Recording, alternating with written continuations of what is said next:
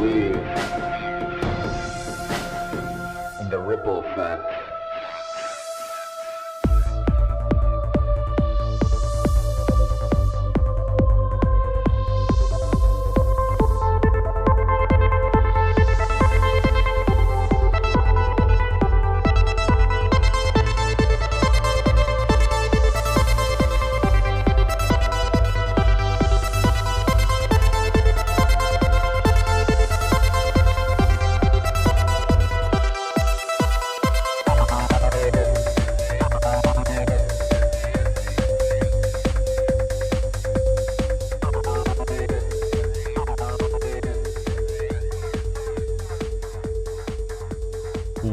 What's up? Another episode of Ripple Effect Podcast. Of course, I'm your host, Ricardo Renz, also known as Ricky Renz, and a great episode for you today. I'm finally catching up with releasing all my previously recorded podcasts and great interviews. This is one of them with Ryan Bledsoe.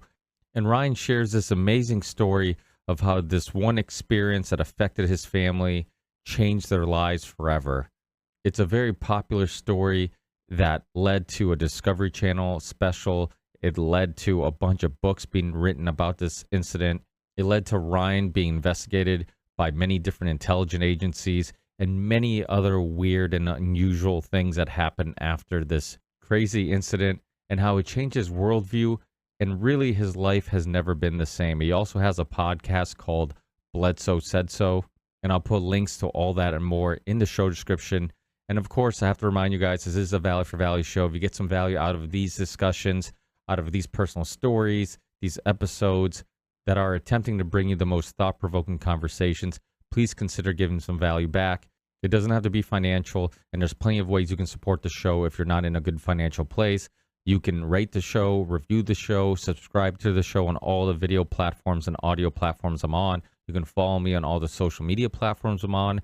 Another great way of supporting the show is watching the video version of my episodes on the Rockfin video platform. So if you go on Rockfin, you can subscribe to Ripple Effect Podcast, or if you want, just watch my video episodes on there for free. And just by listening or watching to the Ripple Effect Podcast on Rockfin, you support the show. And there are other ways of supporting the show. One is a one-time donation on PayPal. We also have a Patreon page, which once a month I do a Patreon podcast with my Patreon supporters, and that should be coming up very soon. So please jump on Patreon, support the show for as little as $1 a month. And if a small percentage of the people who listen to the show donated as little as $1 a month, I could do this full time. So please consider doing that. Also, if you're a researcher, thinker, podcast consumer, and you have some interesting things you want to discuss or talk about, join my Patreon page so you can join us on the next Patreon podcast. And we can talk about whatever you want to talk about, and you can connect with myself and other listeners, other people in the community. One of my other sponsors is Content Safe.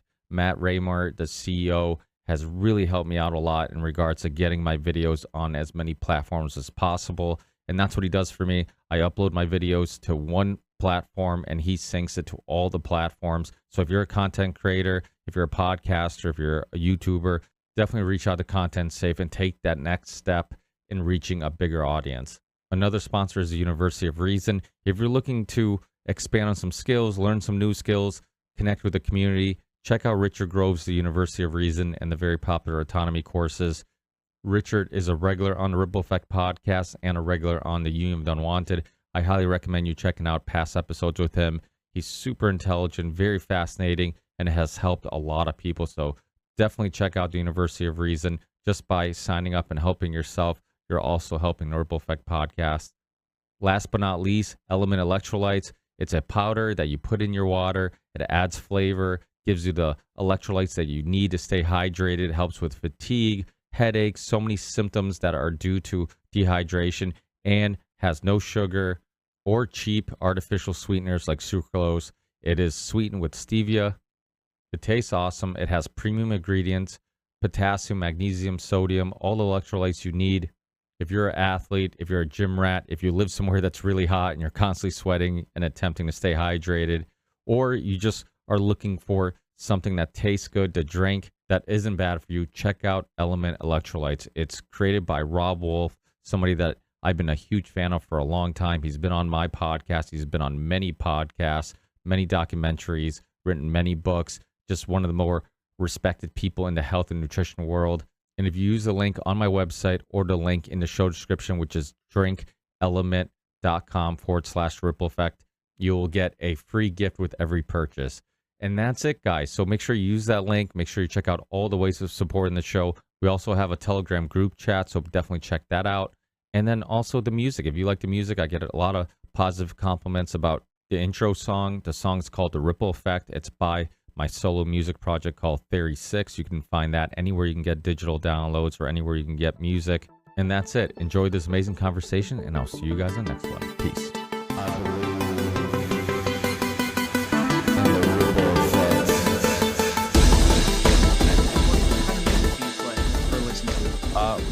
Yeah, we could start off right with that because I love. Sure, yeah. Because I'm a musician myself, so.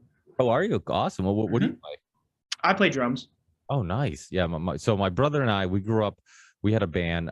We grew up. It was 4 of us that all lived on the same street, just like most kids, bored, and we loved music, and we're like, hey, let's start a band. So we started a band, and it was we had a keyboardist. I played guitar and sang. My brother played drums. Then we had a bassist who did background vocals, and we try to combine the 2 genres we loved the most, which was metal. And at that time it was probably more like new metal, and then not some. Yeah, it was. We were probably more influenced by new metal than traditional metal, and electronic music. We love electronic music. So it was like, okay. It was weird because a lot of bands that came after us that were doing it and just doing it much better than we were doing it. I'm like, oh, that was our vision. If we just kept going, maybe we would be that band that was really pushing the boundaries with the 2 genres. But those are the 2 genres I love the most. I've had some musicians on the show, people that I grew up listening to that I'm a fan of, like Burton C. Bell from Fear Factory. And, oh, cool. That's awesome, man. Good for you. Yeah. And yourself, what type of music you listen to? Definitely metal, like deathcore type, really heavy modern stuff. Are you into that kind of stuff? Oh, hell yeah. I mean, a big fan of Devil Wears Prada. Same. As Lay Dying. Okay. I mean, my kids, that's about my son's first concert, and he must have been, so this was 2019. He must have been like, I don't know, 5. And we went to Iron Maiden when they were in, and I believe that's awesome. And it was because one of my first band shirts was the Trooper shirt, with like Eddie holding the flag, and it was one of my first like metal albums, and the Trooper, the song was like one of my favorite songs growing up. So it was awesome to like have that experience together and go to the show, especially knowing right around the corner we weren't going to be able to go to any shows for a while, so that made it a little bit cooler. But yeah, I'm a huge As Lay Dying fan. Okay. Even older stuff like Poison the Well. Still Remains. I've had Mike Martins from All That Remains on also. I know Wow, you've had him on? Well, he's from my town. He's actually, that's cool, man. I used to love All That Remains. I grew up on them. Yeah. So Phil's super cool. I haven't met him, but like Mike and everybody always talks about, and I've heard him on like the Tim Pool show. I've always, and I remember Mike when he was on. This was before Phil was like super outspoken like he is right now. And I remember him talking about how he's very opinionated and very politically aware. And then I started seeing him pop up on a bunch of shows. But Mike's awesome. Yeah, he literally is from. It's funny because 2 famous Mikes who play guitar are from my town in Massachusetts, in Ludlow, and that's Mike Mushak from Stained is also from Ludlow. Cool. And, which it's my co-host when I started the show. He went to school with Mike Mushak from Stained, and I actually have their. That's a good one, man. I like Stained. Yeah, Stained was cool. Well, what's cool? I have their unreleased self-recorded album Tormented. And it had Mud Shovel, which ended up being on their first big label release, and one of their singles. That song was originally I think it was the only song that they took from their self-recorded album. But they were really dark and before they got a little bit more radio friendly. And I don't know if they get a little more radio friendly or you just stop being mad. Maybe like as you get older, you find peace a little more, and when you're young, you have all this built up energy that and I've always bounce bands like All That Remains, Burton C. Bell from Fear Factory, like any of these bands that have messed around with like styles from one album to another, where they go from maybe a really heavy album to a more radio friendly, or some people would call a more radio friendly album. Maybe the artist is more just concerned about doing something with more melodies or catchier. But anytime you do that type of stuff, it's like, as an artist, it's always hard to keep everybody happy and yet still stay true to what you want to do. Like if you want to For do sure. if you want to do something different, because that's the other thing too. There's a band, I don't know if you know who the Browning is. Oh, are you kidding me? Yeah, I follow their bassist big time on like TikTok and Instagram. Are you familiar with their bassist, Hardcore Keen? No, I don't. I'm not on. Yeah, he's a low key like influencer, Oh, and yeah, his whole thing is just like reviewing all the metal that gets sent to him. It's hilarious. You should go down the rabbit hole, find the Browning's bassist. He's hilarious. I'll have to look into them. That's awesome. Yeah, The Browning, for example, they have album after album of like basically killing it with similar styles. Like yep, like yep. more Like breakdown, electronica metal. Yeah. and it's like the breakdowns are so legendary, and Uh-huh. you keep thinking like, okay, they've done it all before. How many more times are going to do this? And you hope that like, okay, this is what I like about you guys. You can change, you can evolve. Evolving's good, but just like still keep some of that sound that I love. And they keep doing it. Like every Yeah. album is slightly different, but it's still the Browning. Like Yeah, absolutely, man. I heard their recent album, and I gotta say, like, it's better than their old stuff. yeah, and At least to me. yeah, and they're messing around with like some clean vocals. They're messing around with like, I know, I don't know if it's the newest album or the previous album where they even had somebody rapping a song. So it's like, I like bands, and I get it. As an artist, you're gonna get bored. You're gonna get to the point where it's like, okay, how many times can we write similar type of songs? Like now we want to do something else. And thank you. Yeah, I'll have to look. Yeah, I'm writing it down for you so you can see it. Hardcore King. Sorry, I'm listening. It's so yeah, so how old are you, Ryan, if you don't mind me asking? In about a week and a half or 2 weeks or so, I'll be 29. And by the way, we're going, right? We're Yeah, I'm recording. okay, cool. So I brought up the metal to ask. You ever heard of Chelsea Gren? Yeah. I'm pretty sure I've seen him at like a Warp Tour or something at some point. Okay. Well, I was just playing Xbox with their front man. He's like super nice guy. Just super nice, super open-minded guy. And yeah, I'll definitely I'll give him a line about you, and maybe something. Yeah, I don't know. I'm trying to get him out there. He's trying to get into the scene. So yeah, I mean, the thing is with me is like, I'll talk to, it's funny. I compare myself to Joe Rogan's show because it's, when I started my show in 2013, he was a big inspiration because one thing that I love is being curious and learning from people's experiences, learning from people's stories, getting to know people. I feel like everybody seems boring at the surface level, and then you get to know them, you're like, wow, there's some like life experiences I can learn from, or it's just something intriguing, or maybe they just have some really interesting philosophy on life. And so I've always been a super curious person, and I dibble dabble in so many different things. Like I could talk to just yesterday after pickup basketball, I end up running into somebody who's from Kenya, and I end up talking to them about soccer for like 20 minutes. I can just go anywhere. There's so many things that I'm into that like I can always kind of hold a discussion with somebody and connect with them. And that's kind of what I bring to the show, is like all those curiosities. Like I'll have a musician on, I'll have a historian on, I'll have a doctor on, I'll have a nutritionist on, I'll have all these different types of people. So like the only show that consistently kind of does that is Rogan. So it was when I heard his show, I'm like, this is kind of what I want to do. I want to have and that I enjoy walks of life. Yeah. I mean, to do one type of show all the time can restrains you a little bit from being able to expand to maybe other curiosities you might have, and it might end up leading to you getting bored with the show, where having basically a green light to do whatever and talk to whoever, to me that's much more interesting. Well, you have your own show. You want to tell people, well, you know what, because I'm doing way too much. I do this all the time. I end up doing way too much talking, and I'm like, you're the one. No, it's okay. I'm enjoying it, man. I'm just like I get it. I have a show too. Like, yeah, you don't have to worry about that formality with me. So, but for people listening who let's get into some of your story, because you do have a very fascinating story. Some people might know you from the Union Unwanted. You did join us on the Union Unwanted not too long ago, and also you've been on Sam's show a few times, and you have your own show. But let's get a little bit of your origin story, if you don't mind sharing. We'll go as far back as you would like, share as little or as much as you would like, and then we can kind of expand into all these other things. Yeah, no problem. So my name's Ryan Bledsoe. I come from Bledsoe Said So. If this is on video, you can see it behind me. Um, and it is a podcast about a really cool variety of things. It's kind of about my life as well as about some conspiracies. We don't really care to dive too much into conspiracies because I feel like, all you guys in the union basically have that market cornered. Like I feel like you already have the heroes in that market.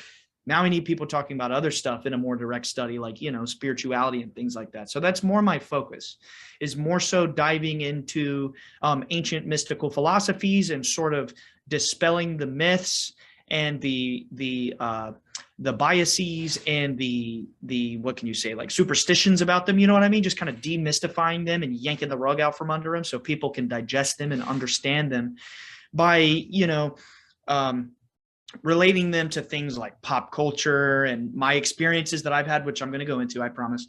And just things that everybody knows and understands. It's a really unique show because of this large bag of things that we cover, and it just meshes so well. I mean, people love it. So into the experience part. You ready? All right. So back in 2007, I'm a 13-year-old kid at this time. My dad and my oldest brother, Chris Jr., they go fishing on the Cape Fear River. It was Elvis's birthday. That's how I always remember it. What is that? January 8th? January 8th, 2007. And they go fishing down in the Cape Fear River. And essentially they had a full-blown entity contact that attracted the attention of MUFON, the Discovery Channel, the CIA, NASA, freaking NSA, Homeland Security, Army Intelligence, Air Force Intelligence, Naval Intelligence, DARPA, et cetera, et cetera, et cetera. It goes on and on and on. So what happened was they go down. It's about close to twilight. So it's January here in North Carolina. It gets dark in the winter about 5:30. So we'll just say it was 4:30, whatever the exact time was. It was still daytime, but the sun was setting. It was basically twilight, right? And my dad is super depressed. He's just not enjoying himself. He's basically lost his. Well, I mean, I say basically, but this is literally. He lost his multi-million-dollar business. He's having a hard time putting food on the table for me and my siblings, and just really down and out. Complete major life-changing period of time for my family. I'm talking, just very traumatic, and he's very depressed. He's very kind of like at the end of the walking plank. You know what I mean? Like he's thinking, I don't want to be here anymore. I can't bear this suffering. God, either heal me or kill me sort of situation. That's kind of how he always tells me, is how he was thinking in his head. So these guys are fishing. My oldest brother and his 3 contractors that were with them, 5 people total. He leaves the group and he walks up it's about a mile or half-mile trail deep in the woods. It leads to kind of like a cul-de-sac type of clearing. I don't mean a cul-de-sac like a neighborhood with asphalt and houses. I mean like just the shape, like you're walking through the woods and then there's this big clearing that's kind of like this, round semicircle that you can sit in and relax and fish on this massive lake out in the forests in North Carolina. It actually runs all the way across the state pretty much. Huge river called the Cape Fear River.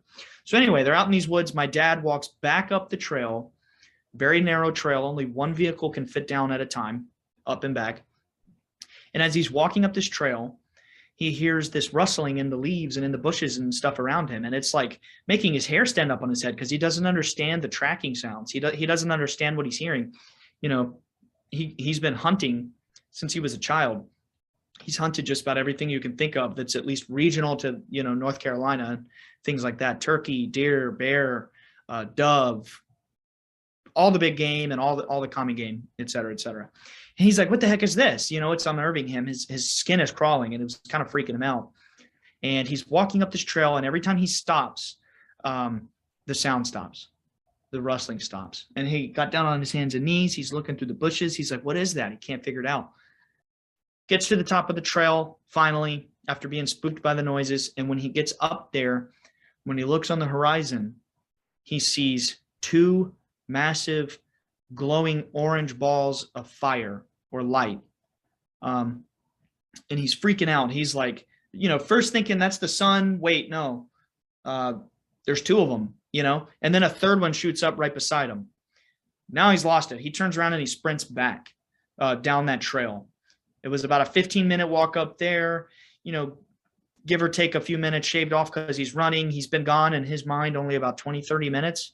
Eventually, I'm going to just kind of preface a little bit. Eventually, the Discovery Channel investigation that was, covertly ran by like CIA type intelligence spooks and things like that, they uncovered that my dad had 4 hours of missing time.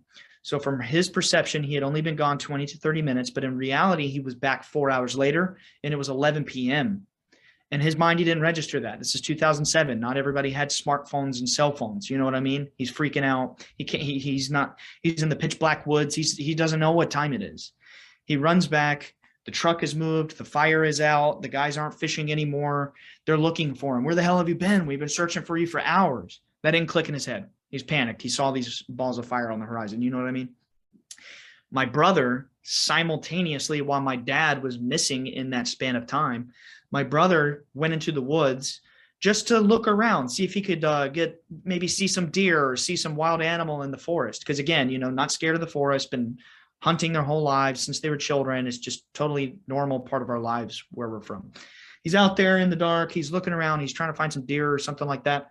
And these two red bobbing orbs, they're kind of like bobbing like this. Is this on video, by the way? Like, will the audience see the video version? Okay, yeah. So if you can see my hand, it's just kind of like bobbing. And then the two orbs became 4 as he got closer. And then he realized that they were 2 entities that each had 2 glowing red eyes. And they got really close to him. And for what he estimates would have probably been 2 hours, one of them at all times was staring at him in the eyes. And he sat there paralyzed with fear, with shock, with maybe they had him locked in place to keep him safe. I don't know. He doesn't know, but he couldn't move the entire duration of these entities staring in his eyes. He's panicked. He's sitting there freaking out. The other entity, by the way, they're about 3 to 4 foot tall, and they had a triangle on their chest. I didn't mention that part. The other entity is walking around, picking up bottles, picking up trash, sticks, leaves, things like that, sort of looking around, like really curious. So now we're getting to where both of them had their encounter separate from the 3 contractors out there fishing on the riverbank. My dad gets back. When my dad returns after being missing for 4 hours is when the entities release my brother. And he's up, he runs out, Dad, where have you been? Oh my God, I've seen these creatures in the forest. And my dad's like, I've seen UFOs, it's chaos. They're all like talking over each other. The other 3 guys are like, what the hell is happening? You know what I mean? They're not clicking that my dad and my brother had been having experiences. And at some point during this little interaction that had just gone on, my brother turns around and he sees the entities look at him again in the forest. And then they dive down into this pile of sticks. They go invisible. They disappear. One of the contractors shouts, look. And they look up into the sky, and there are 8 to 9 bright white balls of light that look like stars in the sky, but they scrambled around. They clearly weren't stars. And then 1 or 2 of them shot down on the other side and landed in the forest on the other side of the river. Now they're freaking out. So they all get in the truck. They rode together in my dad's 5-seater truck. So they get in there. They're fighting about who gets to go home and see their wife and children the last time, because they're thinking it's an alien invasion. It's the end of the world kind of thing. And moving forward through a little bit of details, because, there's like a whole documentary about it and we got a lot to cover. When my dad and my brother finally get home, the night ends with my dogs going nuts in the backyard. My dad goes out there and he is then consciously, without any sort of regressive, hypnotic recall or anything like that, that night he consciously saw one of those short 3 to 4 foot tall entities that my brother saw. And my dad said, all right, you got me. And the entity put in his mind, you don't understand. We're here to help you. And then it disappeared when my dog came around and, barked at it or whatever. Now, this is where it gets a little nuanced. So this happens. Imagine you went to, I don't know what grocery stores you have. Imagine you went to Walmart yesterday. You know what I mean? You buy a gallon of milk. It's just a true thing that happened to you. You go home and you tell your wife and your kids and your parents and your friends and everybody you know and you trust, you tell them you bought that gallon of milk, and they look you in the face and they tell you you're a liar, you're losing your mind, you're crazy, you were on drugs, it's demonic, you're communicating with satanic dark forces, et cetera, et cetera, et cetera. It goes on and on. That's what happened to my father back then. And it was such a broken household at the time that, you know, us kids were like seeing guidance counselors at school. Mommy and daddy are fighting about all these experiences. It's just utter chaos. So for 10 months, my dad sat locked in his room in depression. No one would believe him except his children and a few people here and there. But, you know, everybody thought he was crazy. And one night, many months later, after this initial January encounter, we're watching TV as a family. And at this point, my dad is now obsessed with these UFO shows, like the cheesy documentaries back in the early 2000s. We were watching them sometimes every night, you know. And one night it popped up on the screen: if you've had an encounter or a sighting, report to MUFON.com. So 10 months later in October, my dad reports his sighting. And then within like a week or two, MUFON's mailing us packages in the mail. Draw what you experienced. Describe it in detail. My dad and my brother draw what they experienced in great detail, little descriptions and things like that. Triangle on the chest, the round eyes, and just nailed it down to every little detail, sends it back. Immediately they correspond again. We want to send an investigator out to your house. Okay. So then the investigator comes out to our house. He's this local guy, very nice guy named Steve McGee. He had no shady intentions or anything like that. So for anybody that doesn't know what MUFON is, it's basically this organization that pretends to be civilian volunteers, but in reality, the highest levels are infiltrated by like, this is a conspiracy show, right? Okay, cool. So at the highest levels, it's basically like CIA type spooks, intelligence people. There's even been like sex cults found out at the highest levels of this shit. The most recent director was arrested for pedophilia type shit. I mean, it's a really dark organization that just puts out this very bold lie that it's trying to like tell humanity and investigate and blah, blah, blah. So anyway, they send this local guy who's just a volunteer who lives like an hour away from us in North Carolina. He comes out bright-eyed. Oh my God, he's seeing all the evidence. It's checking off everything that he was trained to investigate. He reports back to headquarters of North Carolina. This is a full CE4 abduction case that will require a full-scale investigation. Next thing you know, dude, the director of the entire United States chapter of MUFON is on our property with Discovery Channel cameras, and they're filming a documentary about us. When they put it out, it was deceptive. They lied on us. They tricked my dad and did a very deceptive lie detector maneuver where they would ask him the same 30 plus questions over and over and over for 4 hours. I mean, my dad, poor guy, was falling asleep in his chair.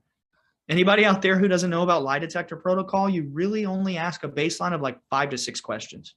You don't ask 30 questions over 4 hours. And essentially what they did is they stressed him out so much, drilling him with these questions, that finally he got an inconclusive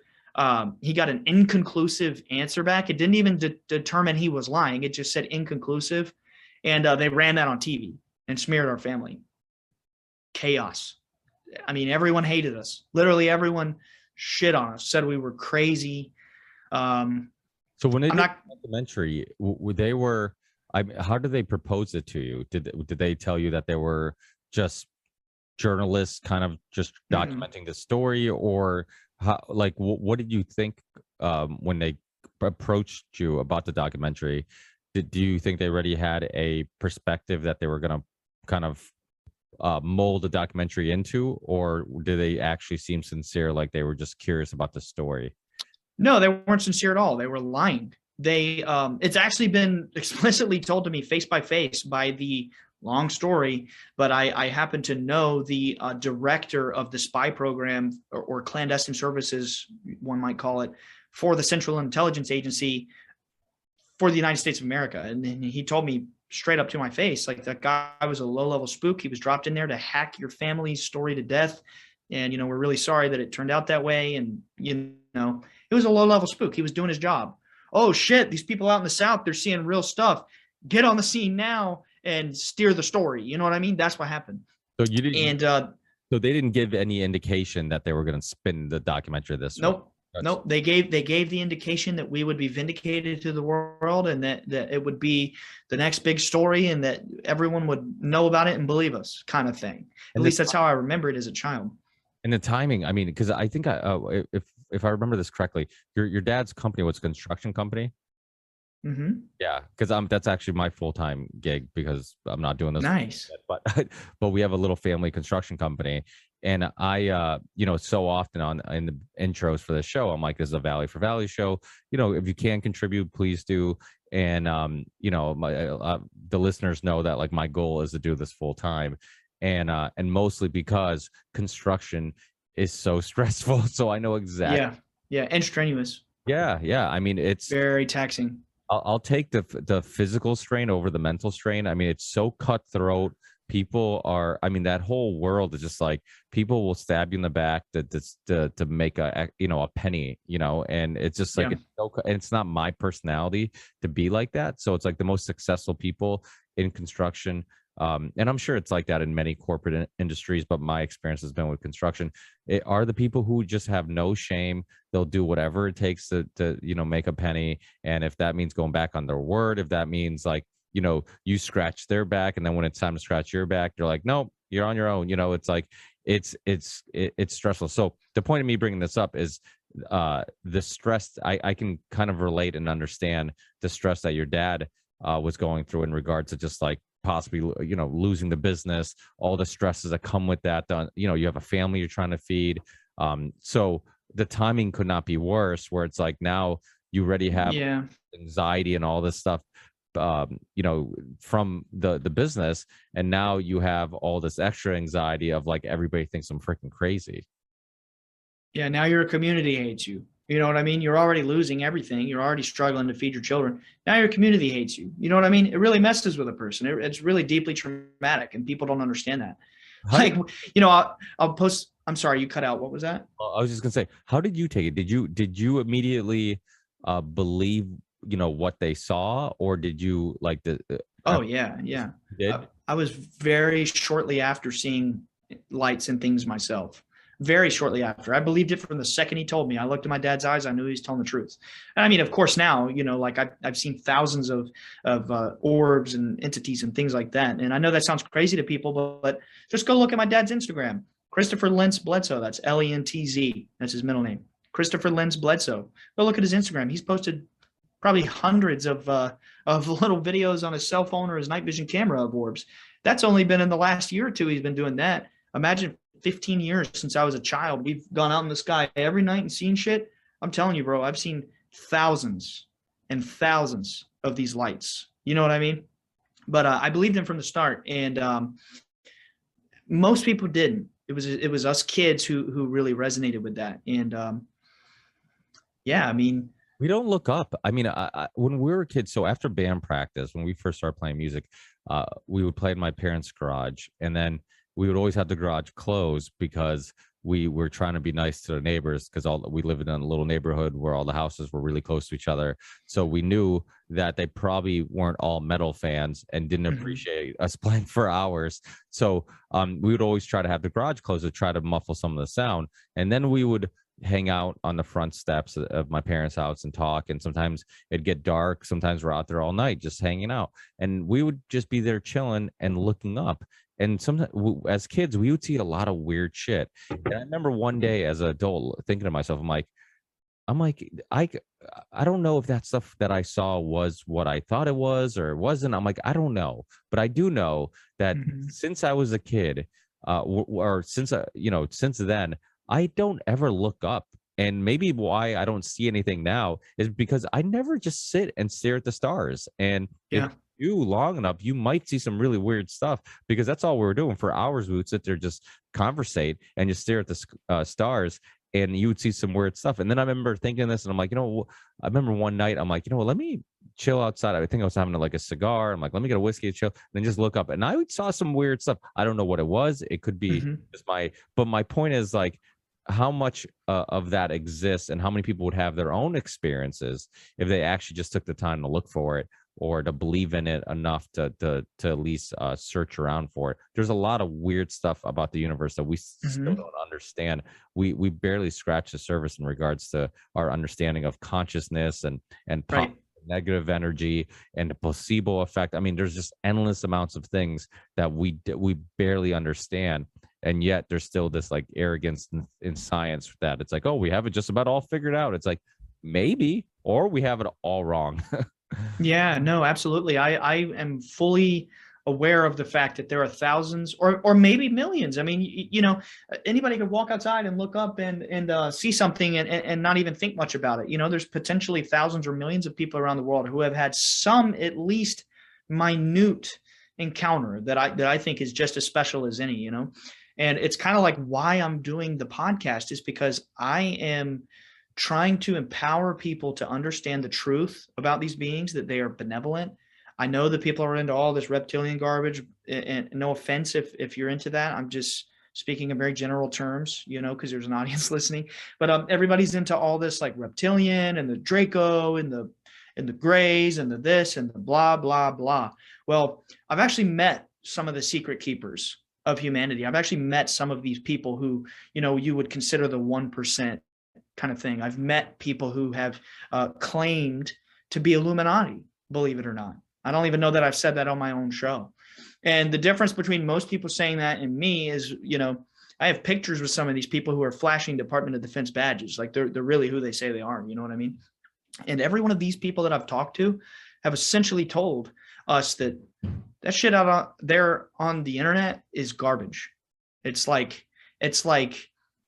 how can I say this? It's for steering a narrative. Like they don't even begin to know how to get the secrets of consciousness and the truth, and how like the age of Aquarius is coming. Little mystical, but it's true. All that stuff is coming. It's on the horizon. They know without a doubt that these beings are, benevolent, and they're like, oh fuck, how can I curse on your show?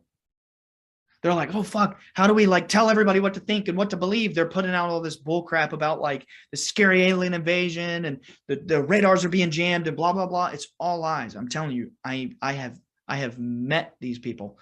I have even hung out with these people, and I'm like, I'm literally like full blown whistleblower mode. Like, there's nothing to fear. You know what I mean? And that's my whole mission with the podcast, is to empower people to not be afraid of all this BS alien propaganda and understand who we first of all, we shouldn't be afraid of anybody because we're infinite beings. We're infinite eternal beings.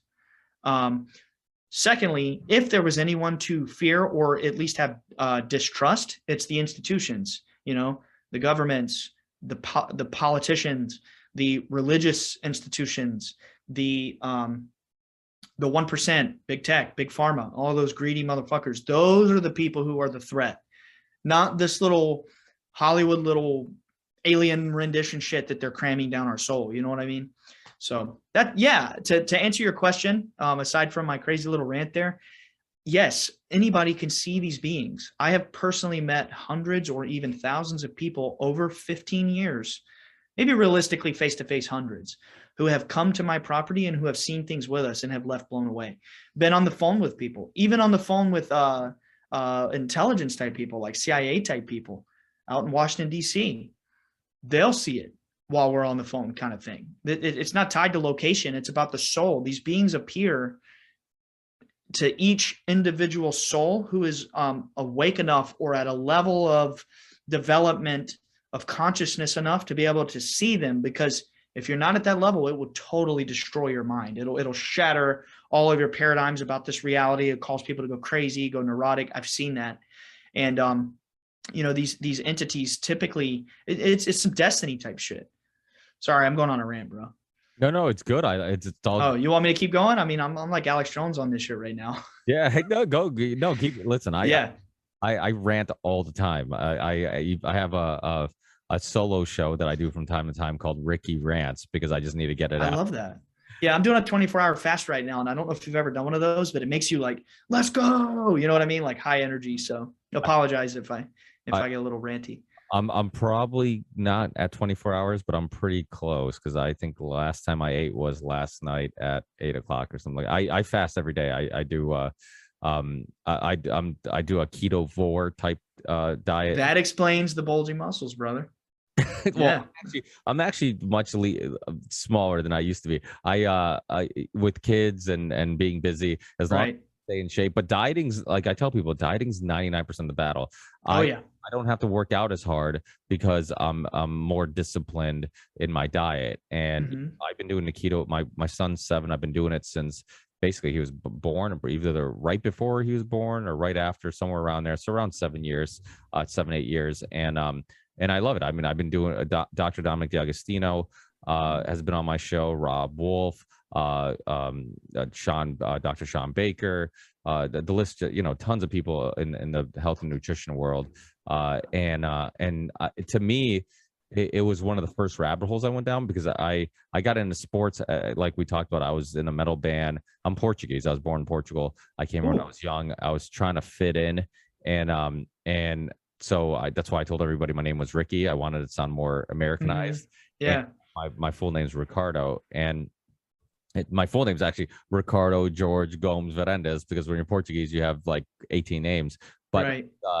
but when I was growing up, I got out of sports and all that stuff, and then I got into metal music, skateboarding, BMX, and then I got back into it. And when I became obsessed with working out, and when I became a gym rat, and I was never really a natural athlete. Like I had to work for my athleticism, and some people, I feel like they could just roll out of bed and just dunk the ball, and I'm like, I know, man. It kills me. yeah, it breaks my heart. It does. Yeah. That's why I've been doing the knees over toes stuff like crazy. I've been training knees over toes for the last couple months, and it actually helped. I'm like, I think I've been training wrong. But same thing with eating. Like, I feel, looking back at the way I used to eat, like I'm like, I've been eating wrong. But the way I tie this all in, because now I'm ranting, but the way I love it. is that, so one of the first conspiracies, or first indication that something that the whole world could accept as like fact or true, and yet it was a complete lie, was when I started learning about fats, and like, oh wait, like I've been told since I was a kid the fats are bad, and the whole time the culprit's been sugar. And then like this idea that you have to eat every 3 hours was bullshit. You can go forever without eating. Our bodies are designed to do that. You go in ketosis, cognitively you feel better, your joints, everything feels better, because kind of detoxed, and you're not putting anything that causes inflammation or going to have any negative effect on your body. And cholesterol is all bullshit. And the people who die of heart attacks, they all have like basically average cholesterol levels, so it's not the cholesterol that's killing them. So it's just so all these little things, I'm like, wow. And then I saw how supplements and vitamins would get demonized, and yet, like, I'm like, I don't get it. Like, if eating food with vitamins is good for you, why wouldn't just taking a extract of that vitamin not good for you? It's like, it was always demonized as pseudoscience. That doesn't work. And I'm like, well, what did we do before modern medicine? Didn't we eat healthy and take teas and root extracts and all this, like, what used to be called medicine, functional medicine type ideologies has all been demonized as pseudoscience now. Yeah. And so that was like the first like rabbit hole of like, I'm like, oh man. And then you start uncovering, and then of course leads me to like 9/11 and the Zeitgeist films, and Loose Change, and Alex Jones, 9/11, The Road to Tyranny. And then I was born on April 19th, which was also the OKC bombing. One day away, brother. One day away from April 20th. Yeah, well, that was the Columbine shooting was April. Yeah. Right? That was April. Well, I was just saying, it'd be crazy to have been on 420. Just a silly joke. Well, the 19th. So I think 420 and April 19th both have a lot of historical events throughout the years. Like I remember, just like it was the Columbine shooting. I can't remember now if it was 420. Yeah, I was a child when that happened. I don't remember. And then I was like 6 or 7. Yeah. But yeah, it's weird. It's a weird date. A lot of historical events happen. But yeah, so eating and nutrition was like the first time I realized, like, holy crap, how do you convince everybody that sugar is something you shouldn't even be looking at? Like, it's not even something to pay any attention to. and get this bullshit food pyramid that tells you to eat all these breads and carbs, which only cause inflammation, which we know glucose is an energy source for cancer cells. I've had Dr. Thomas Seyfried on my show, who wrote a book called Cancer as a Metabolic Disease. He has like tons of peer reviewed studies showing that like doing fasting, getting in ketosis, removing sugar and carbs from your diet can actually help with your recovery from cancer. In some cases, can even prevent you from getting cancer. Like and he's like, nobody's interested because there's no pill to sell. There's no, it's a dietary solution to an issue. So yeah, I mean, so the thing is with the pharma thing, people like myself and maybe even yourself who've been kind of very aware of how messed up and upside down our whole medical system is, where it's like, oh, what's your symptom? Okay, here's your pill for your symptom. Well, what's causing my symptom? Can somebody figure out like how did this happen? Like because that's how I get rid of the symptom eventually it's going to come back. If I just keep taking this pill, it's not solving anything. So it's the human body is amazing. And to go back to what you're saying, it's capable of recovering from, I mean, one of my neighbors cured herself, and I'm 37. I'm assuming she's around my age. I think she's around my age. She cured herself of cancer. She completely denied all the doctor's treatments and everything. She's like, no. She's like, I'm not doing chemo and radiation. I think that will kill me before the cancer does. Just went down the road of natural remedies, vitamins, took foods that were nutritionally dense to give her immune system the power and the energy to fight the disease, and she cured herself. And it's like, wow. I know numerous stories like this. I don't know if you know about Dr. Brzezinski. He's a Polish immigrant, came to U.S., was like a medical genius, and found this thing called anti-neoplastones, which had some cancer treatment properties. And he ended up getting it FDA approved. And then they wouldn't FDA approve it. That's what it was. He got it patent. Then he went to go get it FDA approved. He got on the radar of the government and the FDA, and all of a sudden they just start suing him over and over again, trying to put him out of business. And he's like, I have zero, like, there's no side effects with my treatment. Your treatment kills people. People do radiation. You kill one cancer and create another cancer because they die of another cancer, 5 years later or 10 years later, which they openly discuss that chemo and radiation will increase the likelihood of you having other cancers later in life. So it's like your treatment actually kills people. I have a treatment that, it doesn't cure everybody, but it doesn't kill people.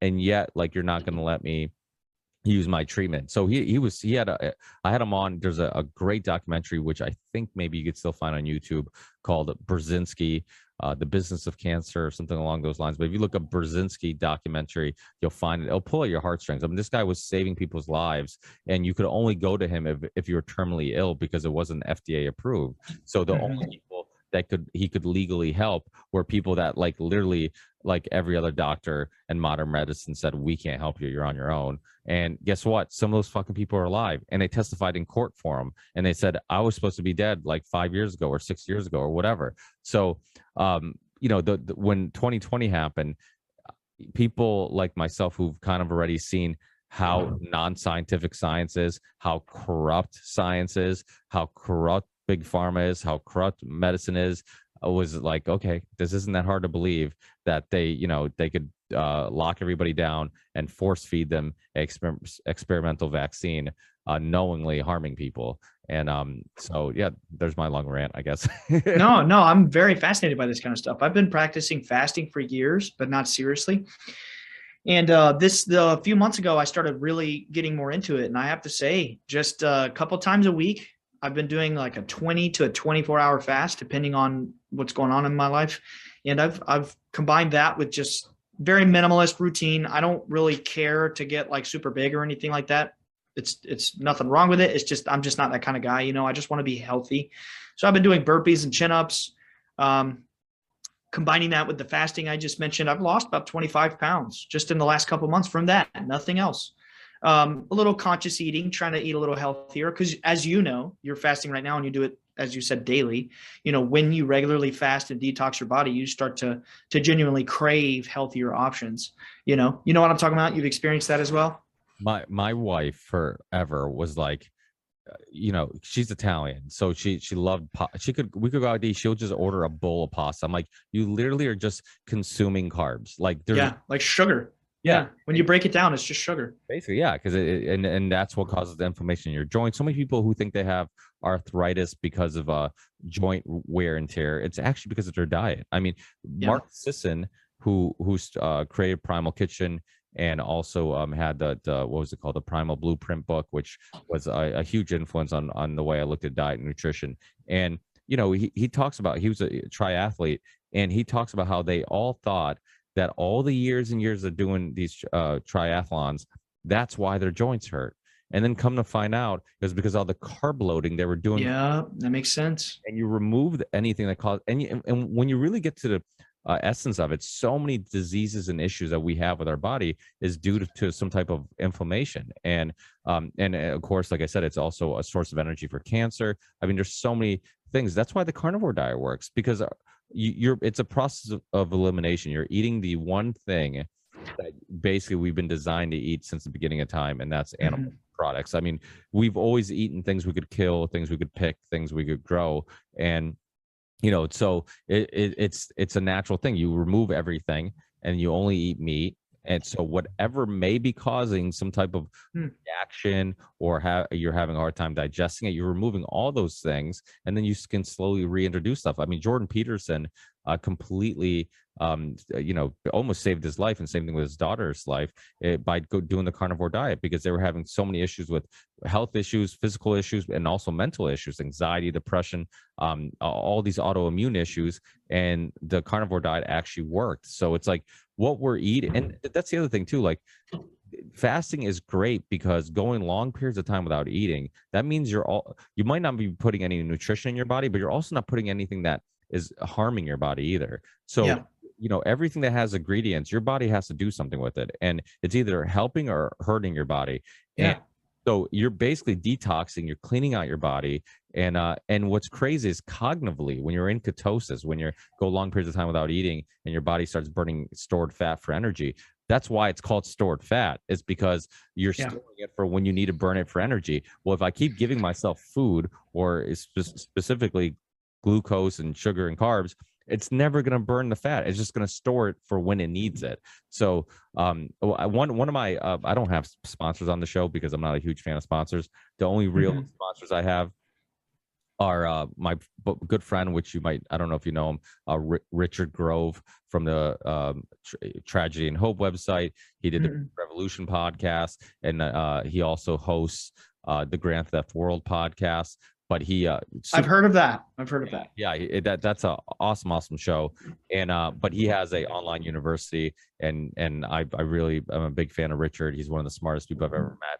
And so he's one of the sponsors. But another sponsor is Rob Wolf's company, Element. And when he was on my show not too long ago, I was talking to him about how I use his products. It's electrolytes. So one thing that I love about electrolytes is that it helps you, because one thing about fasting that people don't realize, that it's actually kind of difficult to stay hydrated when you're not eating. Because, I drink a gallon of water a day.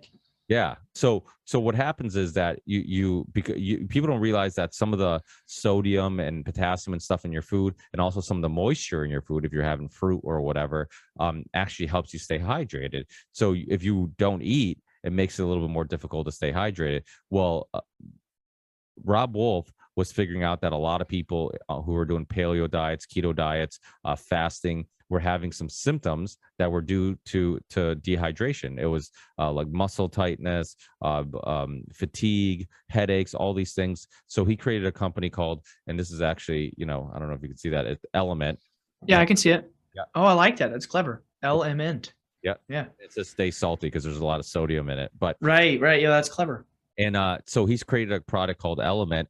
And what it is, it's for people like us who fast or go long periods of time without eating, and it helps you stay hydrated. And there's no artificial sweeteners or flavors or anything like that. Everything tastes awesome. It's all premium ingredients, and it's basically just magnesium, potassium, and sodium and I believe he used does he use monk fruit or organic stevia? I think he might use stevia, but stevia or monk fruit, those are the two ones that my go-to. Like if I'm having anything that has ingredients on it, I'm looking to see, like I take a pre-workout before I play sports or before I work out, and I use Old School Labs because they use monk fruit as a sweetener, and the cheap sweetener is using sucralose, so they can put no sugar, but then if they're using this super cheap artificial sweetener that's not good for you, it's basically Splenda. And so monk fruit and stevia comes from the organic stevia plant. It's Mm-hmm. and monk fruit is also natural. They're great sweeteners, and they have very little to no effect on most people while fasting or on their blood sugar. So if you were like, a diabetic, if you just want to stay in ketosis, because once you have some sugar, it'll pop you out of ketosis. Anything that has monk fruit or organic stevia are your go-tos, and they're natural. I'm looking this up right now. You got me sold. Yeah. Elements. I'll send you a link. So, because if you use my link, you can get a free sampler with every purchase, with all the element flavors, and Right. it tastes awesome. And then, if you look at Old School Labs, they're they're not a sponsor. I just love their products. They use nothing but premium ingredients on there. I work out about 5 times a week, and I play sports probably like 3-4 times a week also. So it's like if I'm putting something in my body every single day, I don't mind paying a little more and knowing I'm putting some good shit in my body. I'm not going to buy the Mm-hmm. thing Right. that's at Walmart, Yeah. supplement, because if I'm putting it in my body every day, I want to make sure it's good, healthy ingredients. Because the thing about from being healthy and being sick is that it's a slow transition. So like, oh, okay, the Old School Labs pre-workout is $40 or whatever it may be. I don't know what it is on Amazon, but pretend it's $40. Oh, there's this other one with the same amount of servings that's $28 or $29. Let me buy that one. But that next thing you know, it has shitty ingredients, and it has poor quality stuff, maybe not even have the stuff that it says it has on the label, and it uses cheap ingredients. And if I'm taking it every single day for months or whatever, maybe even years, then little by little it could have some negative effect on you. Right. It's like Roundup, right? Like if I use Roundup once, when they first created Roundup, I'd be like, oh, this stuff doesn't harm anybody, I use it all the time. But next thing you know, 20 years later, I could have some weird disease that is rare, and it could be caused by all those years of Roundup. And so you go from healthy to sick in like the slow transition. Sometimes your life choices and decisions don't affect you immediately, so you have to kind of just be more cautious with what you're doing in your environment, your toxins, all that type of stuff, what you're eating, the quality of food, and then and hope that all those little good decisions will keep you healthy longer. Because I think a lot of times people don't see the big picture. They just, oh, let me just eat this now. It's like, do you even know half the ingredients in there? I'm like, they sound like chemicals in a lab that are all in a mix to make this fake ass food that you're putting in your mouth and tricking your brain as real food when it really isn't. So Right.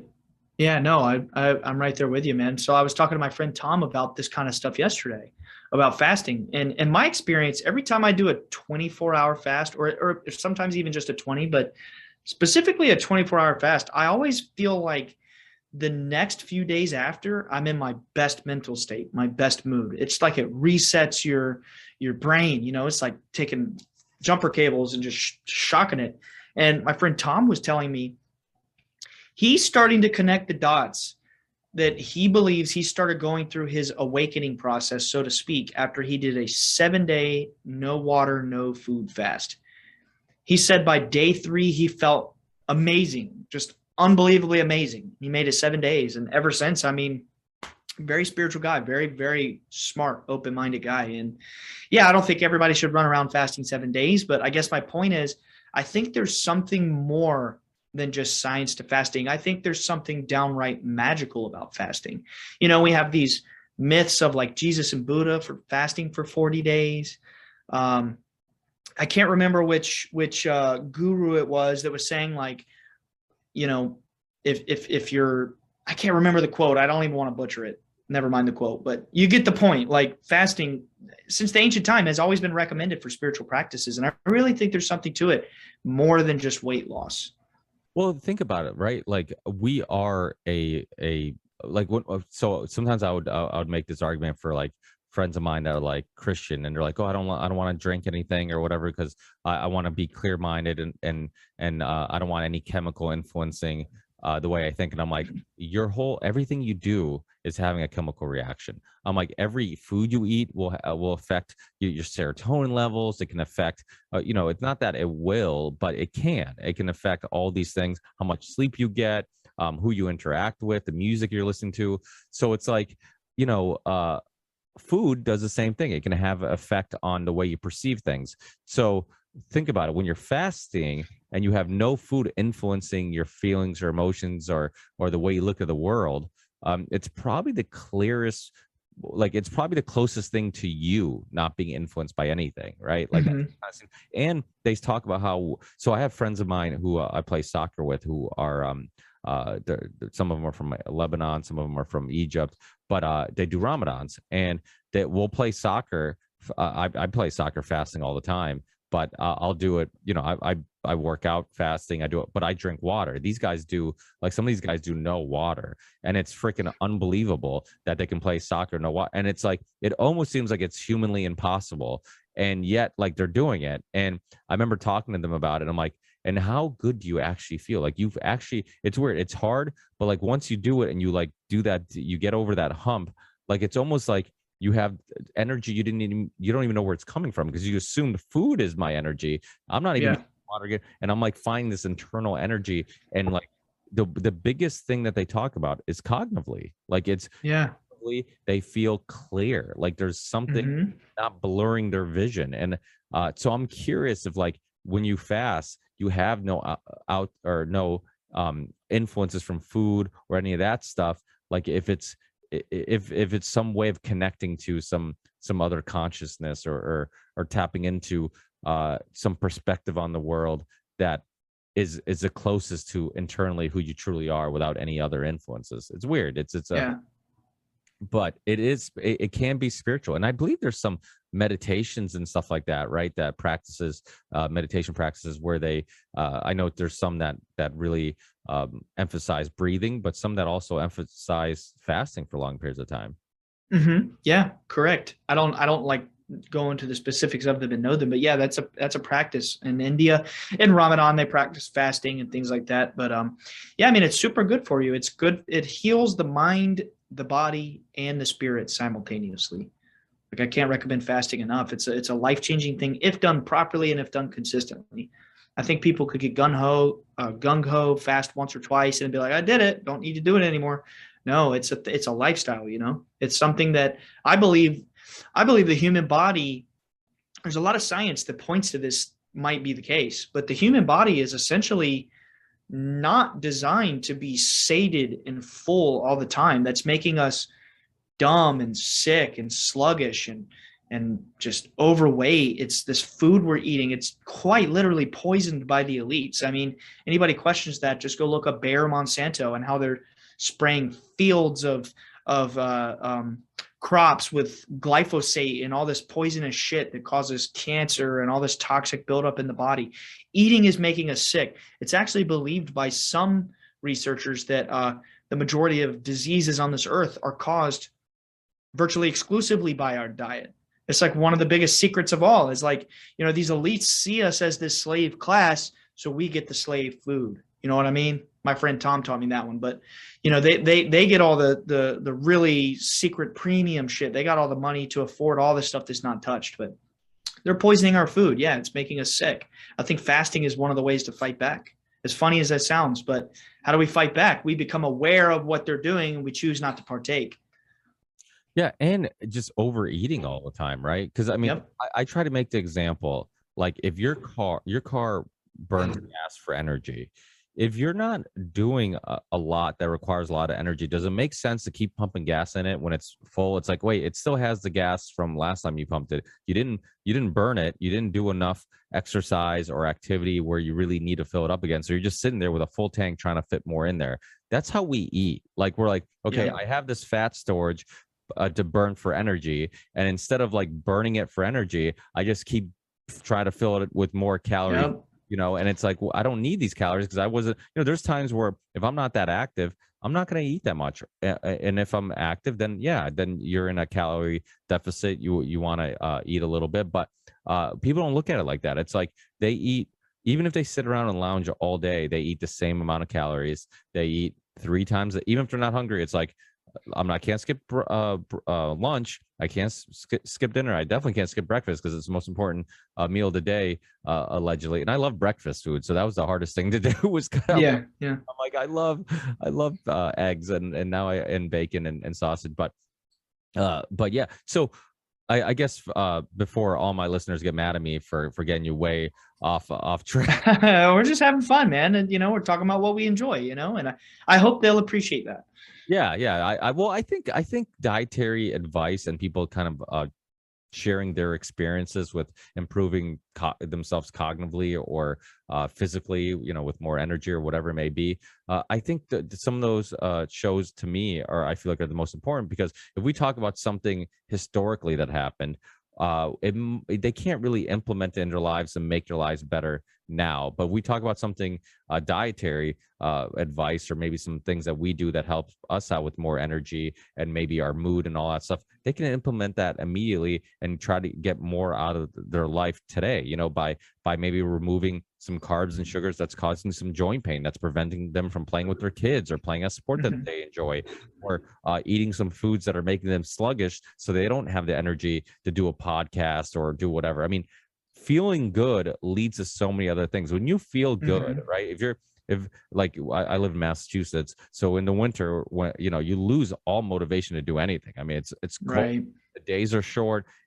So, and then when you go somewhere warm, you go to Florida, all of a sudden it's like, oh my God, I have all this motivation. I feel great. I can get more done. It's like we can all do that. We can all implement changes in our lifestyle so we have more energy. We're in a better mood. I mean, when you're tired, your fuse is much shorter. You're in a bad mood. You're much easier mad.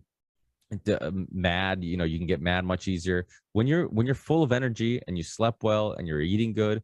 Your fuse is much larger. You have more motivation to do the things you want to do, and life's too short not to. So let's try to optimize our lives as much as we can for the short period of time we're here. But I guess to bring this all around, obviously, as people can tell, you're a very spiritual type of person. Was your life experiences and some of the life experiences you went through, is that what sparked this interest in spirituality, maybe even, for lack of a better term, supernatural? Or were you always kind of curious in these type of things? I was always curious about these kinds of things, even as a little boy, but I didn't know what to be curious about. So that manifested as me reading the book of Revelations virtually every Sunday that I was in church. And I just was always curious to know what is there after this life? What's it like next? I never believed this was over. And it was these experiences that broke me open to realize, okay, I have my confirmation. There really are things coming down. There really is a life out there in this eternal spiritual plane, because that's where they said they come from, the eternal world, or we could call it the spirit world or the Akashic world or whatever, it doesn't matter. It's another dimension. It's somewhere that is not physical. When they come to our realm, they look like light, because their vibration, their frequency is so high. We're these dumbass little beings with these 5 senses attached to this little wired up nervous system. And typically we're trained to only believe the things that we are able to observe with our 5 senses. You know what I'm saying? But there's really something else. There's really something that can't easily be detected with the 5 senses, And if you do happen to see it with your eyes, it looks like light because of the nature of the frequency and the vibration. But anyway, I was always curious about this stuff. And always. And so this experience, so the documentary comes out, obviously you probably have mixed reactions from friends and family and people that in the community.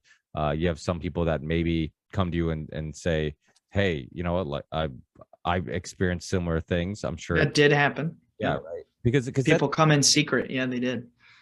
Yeah, because that's why having the courage to share your experiences are so important. Because I remember growing up, there would be friends of mine where we'd be out late having a drink, and then I would get into a story about maybe dealing with depression or anxiety or feeling like you're not fitting in, and all of a sudden a friend that you think had it all together like starts talking about going to his therapist and how he was on these meds, and that made him feel this way or that way. And I'm like, wait, what? Like, you had similar experiences? So that's the beautiful thing about somebody having the courage to speak out and not be afraid of criticism, is that you give strength to those other people to also come out and share their experiences. So that I appreciate that. and that did happen, right? Like with Absolutely. Yeah. I mean, I remember so the experience happened when I was 13, but remember, my dad waited 10 months to report it even. And then after that, it took him another 6 or 7 or 8 months to get the documentary going. And then it didn't come out to the following year in fall. So it was like, I think it happened in 2007, January. I believe it aired October of 2008. So by this time I was in high school, going into my sophomore year. And, with the documentary airing, so to speak. And I remember when it came out, how even some of my high school friends were judgmental. People I still talk to and love with all my heart, and like have totally, like, I don't blame them. We were all kids, whatever. But even then, my friends, family, they were harsh. It was like, it's crazy, but they would even go farther. Like, some of them would make fun, like, to your face. That was the part that bothered me the most. It's like, I get it if you don't believe. That's natural. It's natural for people who aren't developed enough consciously to be ignorant to the fact that there's something else out there, and they trap their mind in these little boxes of ignorance. I get that. That's totally normal. What I didn't respect is the mocking, the lashing out, the attacking of my spirit because of something that happened to my dad. He went on TV. That scarred me pretty good. It was the mocking. It was the lashing. Now I'm at a point I don't give a fuck. Like, I don't care. I don't care who it is. I don't care if Jesus came down and told me I didn't see it. I'd say, you weren't there, bro. Sorry. But yeah, I had a teacher who pulled me aside after art class, a very, very sweet, kind lady named Mrs. Warwick. And I think it was the day after the documentary aired, or it was like the first day of school that following week. There was a little newspaper article written about it. And after all the other students left, she held me aside and she said, "I just want to say I believe you and your father and your family. And when I was a little girl, I saw something with my aunt, or it was like her relative or something. I don't know, 15 years ago, right?" And she said, "And I've never told anybody. And that was really brave of you guys to go and tell your story." And I get hundreds of DMs, hundreds and hundreds of DMs of people telling me, just me speaking and explaining like my insight and intuition about these experiences has quite literally changed their lives and brought them to an understanding about even reality itself. It's changing lives. What we're doing is literally changing lives. And I'm super grateful to even have a platform, And so as time went by, did you guys start getting contacted, as you were saying, you got contacted by some weird people in the higher ups? Did that continue for a long time? And it's still going on now. Yeah, it never stopped. None of it ever stopped. The experiences still happen. All of it. That's the thing. That's why the show is blowing up. That's the whole thing. That's the whole buzz about it. I mean, it never stopped. And I never believe it will. It is a very ongoing thing. As a matter of fact, it is going to be the driving force in the back of humanity's mind as they're listening to all this government bullshit. They're going to always remember they have the Bledsoe family to hear the real side. You know what I mean? It's just what it is. I mean, I've met the 1%. I'm sorry to cut you off, but I've met the 1%. I've met the secret keepers. I've met whoever, if people want to call them Majestic 12, the Invisible College, doesn't matter. They have all these little foo-foo names that they heard on documentaries. I've met them. You know what I mean? I know them. I have some of their cell phone numbers. Am I glorifying them? No. What I'm trying to impress upon the audience's mind is I am as close to the core secrets of humanity as humanly possible in this little civilian world, this little world where people get on the internet and they Google alien conspiracies. I am in that conspiracy, is what I'm trying to say. And I'm very confident in the fact that that's why I'm even doing what I'm doing in the first place, just to give people, hopefully the story will go big enough someday, the podcast will blow up, whatever. The only reason I'm doing this is to give people a window into the truth, so that they don't have to be so scared when the fucking government is lying, and they're doing it now, saying they're a threat, they're jamming our radars, all this shit. They're hyping them up to be this militaristic event. It's not true. It's the only reason I'm doing this, is because that is not true. I'm just trying to provide people with the truth. And you take it or leave it. So for people listening, I'm sure one of the questions they might have, or just something they might be curious about, is how does this your experiences affect your worldview? Like, so obviously, we all have a theory, or at least a hunch on, like, okay, what do we think happens when we die? Obviously, we don't know, but I think this happens. Reincarnation. You think it's reincarnation? I know it is. That's what the entities told my father. It's reincarnation, and they come into your dreams. It's very strange, but they said they would. That, as a matter of fact, when they first took my dad, they told him that you might be thinking you're having an ordinary dream, but we snatch your soul from your body and take you places and show you things, and sort of like program information into you so that you can go out and do what you got to do. It's a very spiritual thing. It actually virtually has nothing to do with aliens. That's the lie, right? That's the lie. That's the Hollywood lie. It's the big Marvel Avengers threat, Men in Black, blah, blah, blah. Has nothing to do with aliens. They're spirits. They're the spirits of light. They come from this higher place that is eternal, and they are guiding the collective consciousness of the human race throughout each astrological age, and nudging us with psychic downloads and revelations throughout time, so that we as a human race can figure out how to evolve our intelligence and our consciousness to be where we are now in this. We're on the peak of the next astrological age, which is Aquarius. It's just a fact. People can sit here and doubt all day. Oh, I don't believe in astrology. I don't care. Those stars are really out in the sky. You feel me? And we're almost at Aquarius. And that's the whole reason that they're showing up. That's what it's all about. That's what the beings told my father. We are on the way to Aquarius. When that specific star alignment happens, that's when we're ready to evolve to the next level of consciousness. So it's like, get out there and start talking, is basically what they said. Start telling people that's what it's about, because that's what's coming.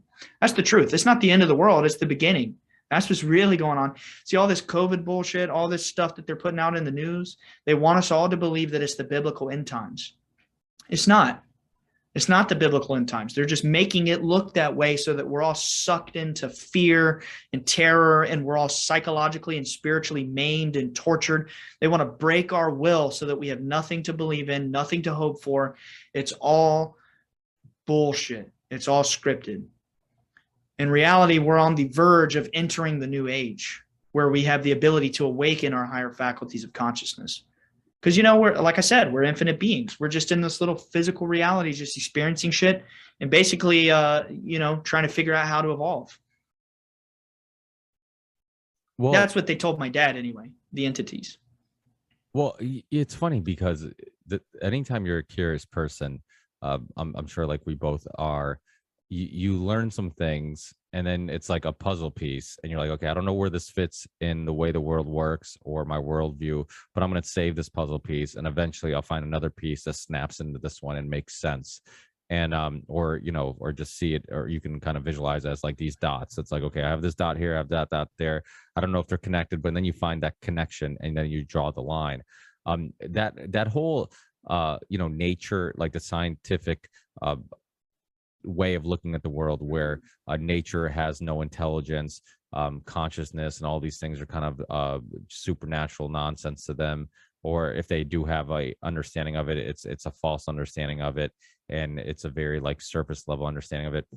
There's been, I've interviewed Rupert Sheldrake some years ago, and I don't know, are you familiar with work? Yeah, that's like the morphogenetic resonance, right? Yeah, exactly. Yeah. Yeah. So he's one of those guys. His theory and this idea that like we're all connected in one way or another kind of plays into what you're saying in regards to like, so for people listening, and I think I've told the story before on the show, but he talks about how you could teach some mice how to get through a maze, and mice somewhere else who On have the other side of the world. yeah, could Yeah. it, They'll be able to do it. they'll do it faster and they'll keep doing it faster. So there's some connection, and we know about epigenetics, this idea that you can inherit like ancestors trauma and all this stuff. They did that with like spraying this synthetic scent and then shocking the mice, and then for 2 generations later, every time the mice smelled that scent, they would have that same panic reaction, like they're going to be shocked, but yet they never shocked the younger mice, so there's no reason for them to be afraid of that scent, so they inherited the fear of that scent. So it's like there's all these experiments that kind of show that there's a connection. It's not just get inheriting eye color and hair color or whatever it may be. We could be inheriting memories, trauma, all these things from our ancestors, which again, like there's just tons of stuff and we don't even know what that means, and it's just like there's tons of stuff that we just don't understand. Tom Cowan, who's been on my show a few times too throughout the years, his emphasis on water, and thinking that like his explanation about how water can change based on energy, negative energy, positive. Yeah. It's all, so it's like all these things seem like separate pieces to the puzzle. They're not. And they're not. Like they're all connected. They all seem to, and then the things you're talking about is one of the ways you can kind of connect them all. This idea that we're all connected one way or another. Yep. I'm going to give the audience a little secret. I have no clue if you've talked about this on your podcast, so I apologize if they've already heard this or not, but I'm going to give the audience a little secret to open the door into perceiving higher realities. And this is known as Hermeticism. The 7 Hermetic laws of ancient Egypt are what the initiates of the ancient past would call the keys to open the temple to psychic wisdom. And when studying the 7 Hermetic laws, you're presented face to face with these different little laws of reality itself. It resonates with your soul in a way that begins to open up how you think about reality. You see what I'm saying? Everything is vibration. Everything. I'm not going to name all of the 7 laws. I'm just going to name a few. Everything exists within the mind of the infinite intelligence, or as some people like to say, with that little materialistic scientific dogma cult programming, that it's a computer simulation run by aliens. Thanks, Elon Musk. You know what I mean? Like they always have this programming to make it this materialistic bullshit. Everything is dual. The principle of correspondence, which is the most important one of all, and the whole reason I brought this up, also known as above, so below. Now, these Egyptians were smart, man. They had ways to figure out the secrets behind the veil. They had various different magical potions made of shit like ayahuasca and mushrooms and et cetera, et cetera. Big secret there. The shamans of the ancient past would regularly walk through the spirit world on these mystical journeys and communicate with things and figured out like what this reality really is all about. And every single layer of reality is completely connected to every other layer of reality. I don't care which perspective you view it from. You could make up any scenario and it's connected to every scenario. For example, your skin. There's little tiny microscopic organisms on one little skin cell that have a whole little universe of life infinitely downward in this fractal. You could observe downward infinitely in every layer of reality, and there is always an intelligent system of organisms working together to serve a higher purpose, right? Think about it. Even the grass in your yard is all working together to spread nutrients and serve a higher system. Even the city. I live in Wilmington, North Carolina. This city has its own little laws and reasons that it operates in the way that it does to serve this higher purpose towards the laws of North Carolina. You can go up all the way to the country, up all the way to the planet, all the way to the solar system, all the way eternally up to God. That's how reality works. It's this infinitely connected fractal of consciousness that's projecting this little material reality that we're experiencing in a flash in 70 fucking years, but reality is your infinite, and your consciousness is manifested, and everybody listening, your consciousness is manifested from the source of all the shit that we're interpreting in this little illusion that we live in now. There is no separation between time and space. That is a total lie. And in reality, your soul is connected to every other soul on this planet. And that's why the mystic sages of the past, especially the most famous one, and probably my favorite. I was raised Christian, but he's also just a badass dude. Jesus said the most important thing is to love your neighbor and love God. You know, that's everything. It's everything in existence. We're all connected in this consciousness field. We're all one. You know what I mean? Well, it's funny because and I apologize to my listeners. I've been talking a lot about this recently, but I think it's so crucially important. So this guy Michael Millerman, who's very well known for being a translator of Alexander Dugin, the philosopher. Some people call him Putin's brain because he's very influential in Russia and Putin specifically.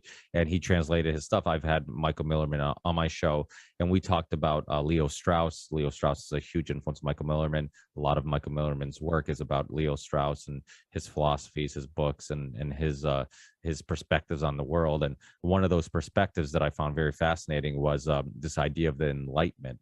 And how the Enlightenment was the way they talk about it is like, oh wow, we now understand the world, and we moved on to a better understanding and the better times. But what really happened was they took the spiritual, the supernatural, the curiosity out of people, and then said, hey, the only thing that is real is what you can see on the surface level.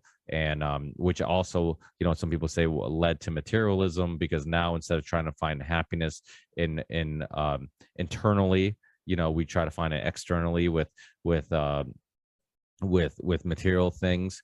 And when you look at like the spiritual, religious, supernatural world before the Enlightenment, a lot, we did naturally ask those questions. Why are we here? What's life all about? And asking those questions kind of prevents you from getting caught up in materialism. It kind of prevents you from accepting a expert, quote unquote, and their understanding of the world, when they try to simplify things and tell you that we know how the world works, we understand reality and all this stuff. And so it's this really interesting perspective on how the Enlightenment, many people will talk about it like it's this positive effect on society and a positive thing in our history, but really it was a negative thing. And you can almost see how it basically caused a lot of the issues that we have today. They sell it as this idea of like, oh, when you remove spirituality and religion and supernatural thinking, it saves us from all the religious wars and all this stuff, but it caused all these other issues. And really, it's like you said, it's in our nature to ask the whys. It's in our nature. That's why philosophers since the beginning of philosophy have argued the same things and debated the same things, because we really don't know. Philosophy is full of questions and with very little answers. And a lot of times it's discussions about pondering on possible understandings of the world, or understanding of morals, or understanding of any of these things. And yet, if you're truly honest and not tribalistic, you realize like there is many sides and many ways to look at things, and there shouldn't be some dogma that you subscribe to. But it's during the COVID time, I think a lot of people felt like a lot of people who weren't spiritual felt like we're in a spiritual battle, and it was the first time that they've had some type of spiritual experience. And I think that's because anxiety and depression and uncertainty, that all those feelings were so strong because the whole world was more or less experiencing it together. You couldn't help but realize like, oh shit, like I'm feeling it, not like this anxiety and depression and uncertainties not coming from me internally. Like I can feel it around me, which means there must be something more, because how do I sense something that, that science says doesn't exist? There must be something going on. There must be some energy, some consciousness that connects us all in one way or another. Absolutely. I believe it with all my heart. And so in regards to like two questions, I don't want to keep you too long, because I know you're a busy guy, but two things that I'm curious about your thoughts on is, one, why do you think the government has now so openly discuss UFOs and all these things, and then also the other thing is in regards to, like, you brought up Egypt, and the ancient alien documentaries and all that stuff, kind of, even though some of it was, obviously for TV, they would kind of make some silly connections, but some things are undeniable. There's absolutely illustrations of, looks like, humans connecting or communicating with some supernatural things. Like, what do you think of that is? Do you think that some people did have some type of interaction with the supernatural, or maybe at some point in history we had a better understanding of the world and the supernatural, and then that was stripped away from our history books and stripped away from us for the purpose of controlling us? Oh, I mean, absolutely. I mean, the Middle East cultures, like Arabic speaking cultures in the ancient past, they called them genies. They called them jinn. In Ireland, they called them fairies. In the Bible, they called them angels. You catch my drift? And the Mayan, I don't know that you'd call it a religion, but in the Mayan belief system, they would describe it as Kukulkan, this feathered serpent of the sky that flew around and left a trail. Every ancient culture had a description for these divine encounters, but we're so programmed by this CIA, Jesuit, Vatican, just mind control of reality that we're supposed to, if we even consider spiritual things from a normie perspective that has no clue about any of this high level conversation, if we're supposed to consider anything spiritual, it's typically either, like, it's Christian or it's not, like, at least the way I was raised, everyone around me was either Christian or not, period. And that was it. But there's a whole lot of documented experiences from the ancient past that people are having, like the Nagas or the serpents of the sun that would come down and bring wisdom, and all these different things, all these metaphors describing how consciousness would send these messengers of light to come down and push humanity to the next levels of awakening at every astrological age. Absolutely, they were experiencing these beings in the past. It never stopped. It's still going on now. Never stopped. That's just what we're made to believe. And purposely suppress that information? Mm-hmm. Yep. Because this is a game. This reality is an illusion, right? It's like this game where your soul or your consciousness, they're the same thing really, but your consciousness incarnates here to figure out all the shit that you already knew as a perfect infinite being. But if you're perfect, if you're without fault or without flaw, you don't really have much to experience. You know what I mean? Or think about it like a child growing up, turning 18, they have a billionaire father, and then dad says, all right, you're 18, get your ass out and get a job and figure it out. You see what I'm saying? This realm is figuring it out. It's figuring out how to get to that level in the spiritual realities. You know what I'm saying? So while we're here, sometimes it sucks. It's this dualistic world. There's a lot of hate. There's a lot of suffering. There's a lot of trauma, but there's also a lot of joy, a lot of light, a lot of beauty. And you basically develop your consciousness based on which one of those two sides you pay attention to.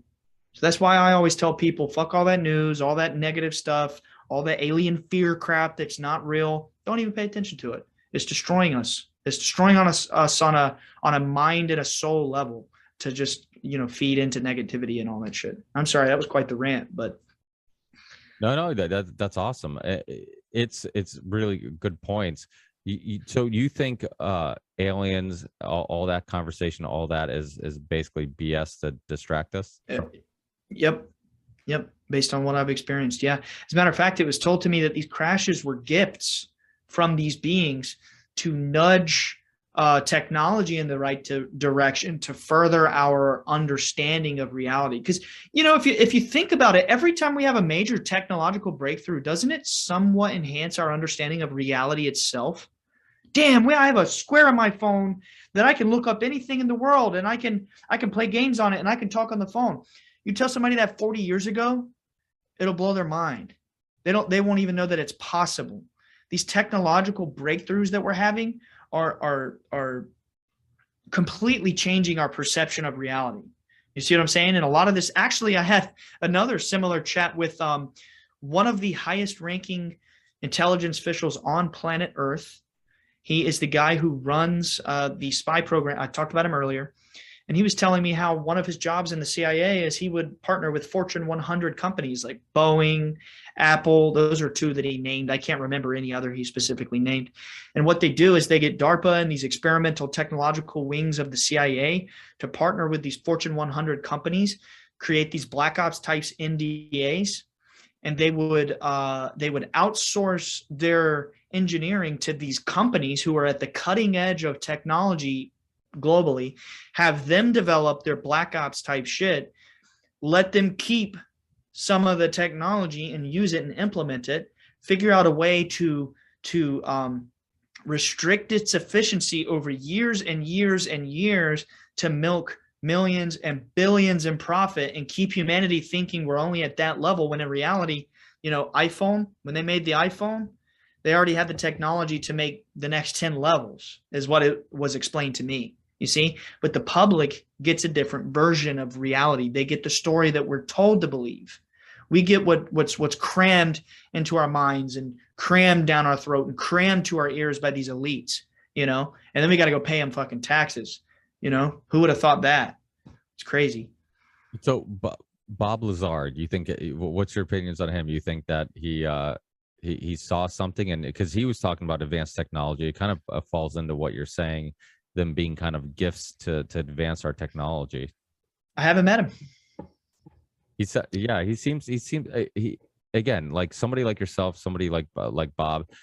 These stories haven't done all positive things to your life, so it's not like you're doing it for fame or you're doing it for attention. A lot of times it comes with some positive attention, but also some negative attention. So but yeah, that's interesting. I mean, I'm assuming you're a fan of Graham Hancock and his work, Fingerprints of the Gods, and that type of stuff. I like Graham Hancock. I've never really consumed his work because I'm more so interested in, demystifying the spiritual revelations of the ancient past. I don't know much about, his expertise, but I've heard some of his clips on Rogan and other places, and he seems like he's really tapped in. Yeah, I'm a big fan of this idea of so you look at civilization started in point A and then point B is our current state. And we're told that it's just like this straight line of progression. We just keep progressing, we kept getting smarter. And then we got to where we are today.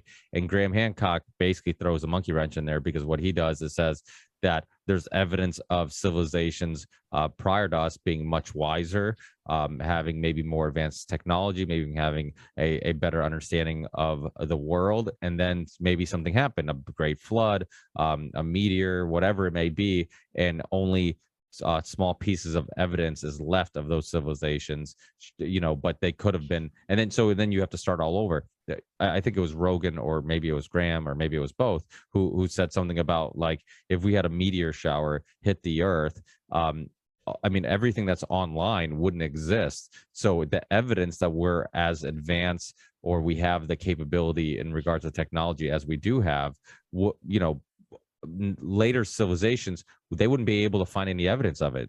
You would hear these stories of it would almost be like sharing stories of, yeah, so in 2022 they had these phones, this pieces of it's like a little computer that you could look up anything, all the intelligence, all the research, all the historical writings throughout all of history is on this thing. And it's like, okay, well, we've been searching and we have no evidence of this. So what are you talking about? Because there wouldn't be any evidence. Right.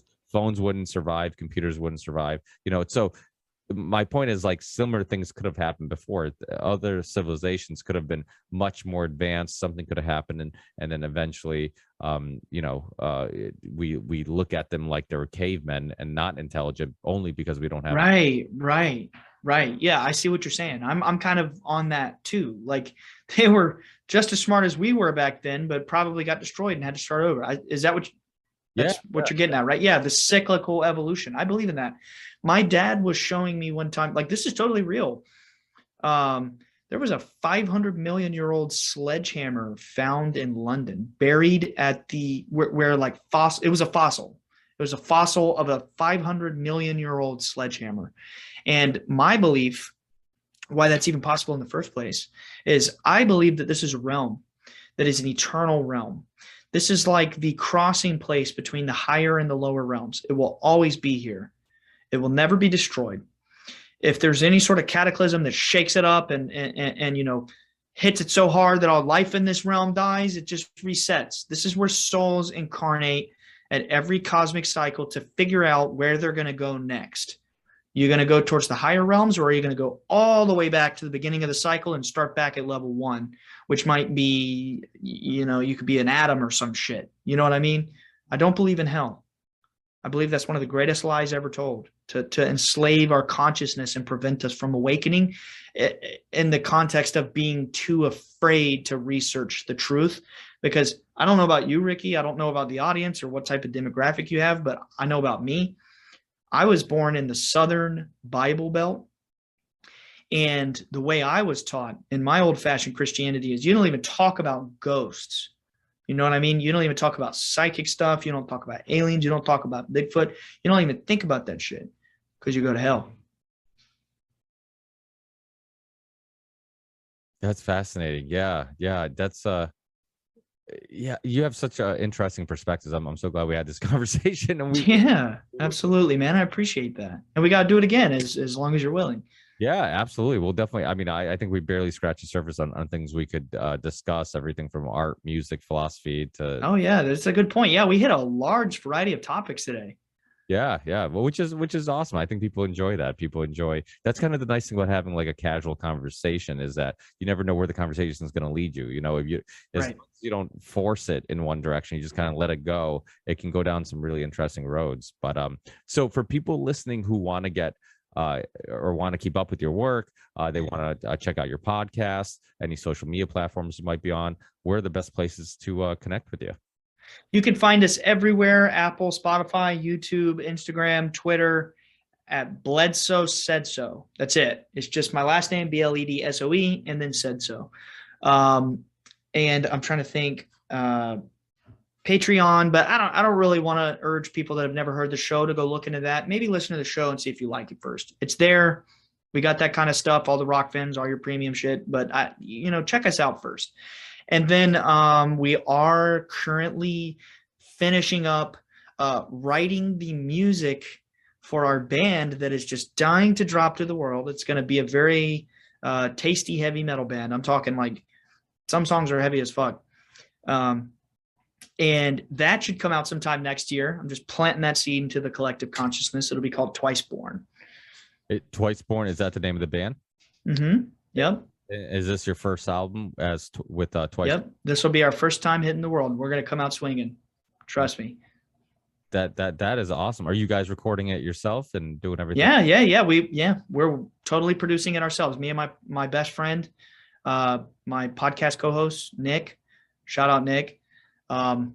We are doing all of it together, all the production, all the music, all the instruments, every bit of it. It's fun. We're having a blast. So next year sometime that should be out. We have some like little demos on my Instagram stories and things like that. But yeah, that's really what I'm passionate about. So look out for that. Yeah, I love music. It took a backseat to the podcast, but it wasn't. My theme song is a song I wrote. It's called the Ripple Effect Podcast, and named after my song, The Ripple Effect. I use Pro Tools. I still use Pro Tools to record this because I already was familiar with it and using it. Mm-hmm. It's probably overkill for just recording a podcast, but it's and it's a great way of connecting with people, getting people to listen. There's a lot of people who might not want to hear myself rant and maybe lecture about my perspectives, but if I'm doing it with a catchy melody or some heaviness and a badass riff and some double bass, they'll be like, you know what, I don't agree with this guy, but this guy's pretty badass. I like his music, and I remember growing up during the Christian metalcore scene, right? And yeah, same here, brother. And it was the same thing. Like, I'm like, you know what, like there's I'm a big Under Oath fan. Devil Yep, August Burns Red. I love August Burns. That's why I taught myself to play drums, was listening to August Burns Red, believe it or not. Damn. Well, you didn't pick a easy band to Nope. Nope, but that's how I work, man. I lock into what I like, and I'll try to get it right, and it took a while, but yeah. Yeah, well, I think being OCD about things is a good trait if you want to get good at something, because you don't take failure as an option, and it'll drive you crazy if you don't succeed. So it's a great Yeah. indicator. Yeah. Absolutely. That you nailed it, man. And OCD does run in my family. My mother is diagnosed. I don't know that she'd be comfortable with me saying that, but I mean that very lovingly. Very kind, intelligent, smart, capable woman. But yeah, she has OCD, and I was getting treated for ADHD and things like that. All of us pretty much have ADHD and OCD, things like that. And I do believe that's the secret to a lot of my perfectionism. I hear it and I'm like, that's not right. And that's how I was as a 16-year-old kid teaching myself to play drums. I mean, I know you're trying to wrap up, but I'm just passionate about the music thing, and you are too. So I'm nerding out. But I got a drum set the day I turned 16. Had no fucking clue how to play an instrument. It's just my best friend Nick, my co-host. For anybody who hears our show, he's the most musically talented person I've ever met in this planet, besides my sister. And when I went to his house the first time, he just shredded the guitar. I mean, he was a 14-year-old kid just shredding. Like 14-year-old kids shouldn't be shredding like this shit, man. And I said, you know what? I'm going to teach myself to play drums just to make music with him. And sure as shit, man, I got a drum set at 16. I got a double bass pedal like a week later, had no clue how to even play with a single pedal. And first thing I taught myself was double bass triple rolls. You know what I mean? Like when I say that, like just a straight double bass roll. And here we are 15 years later making music. So it's been a hell of a time on our musical journey. I'm so excited. Isn't it hilarious how many of us start playing an instrument just because we want to create music with our friends? That's exactly Yeah. Yeah. We're all hanging out. Like, it'd be cool if we all made music together. None of us knew anything about making music. So we literally, I remember having like a little band meeting before we even were a band and saying, hey, so which instrument are you going to learn? Because we're all going to learn something different so we can start music together. And it's like, but it's so funny. So when you said that, I'm like, oh, apparently that's not unusual. That happens more often. Yeah, no, I mean, I imagine that happens all the time, man. I think that we're capable of things we would never believe, like capable of so many great, wonderful things. But the key is if you're passionate about something and you're emotional towards it, then you're really going to have that gift. You know what I mean? Like an artist is so moved by art, or a musician is so connected to music emotionally. It's like your emotions can drive you to do some really powerful shit if you just point them in the right direction. Yeah, without a doubt. And I think that's why when I remember like the first Slipknot album, right? When that first Slipknot album like blew me away.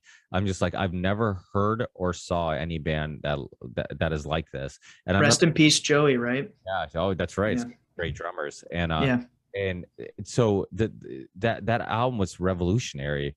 And I remember thinking, like, I remember listening to that album, and those are like the days when people actually used to like sit in a room and actually listen to a full album from beginning. Yeah. And I remember doing that. And I remember I'm like, if you could take somebody's emotions in their darkest moments of their lives, and you could take it, then say, okay, use these emotions to make music. That's what it would sound like. Like that. It sound so there's this beautiful thing about how music can tap into things and make you reflect on things and make you have to almost like you can't ignore certain traumas or things you're dealing with. It makes you like face like certain feelings and emotions that most people neglect, because most people they're in miserable moods, or they can't deal with their problems because they're never forced to face them. And the nice thing about music, to make the best music, or really any art, if it's paintings, drawings, whatever it may be,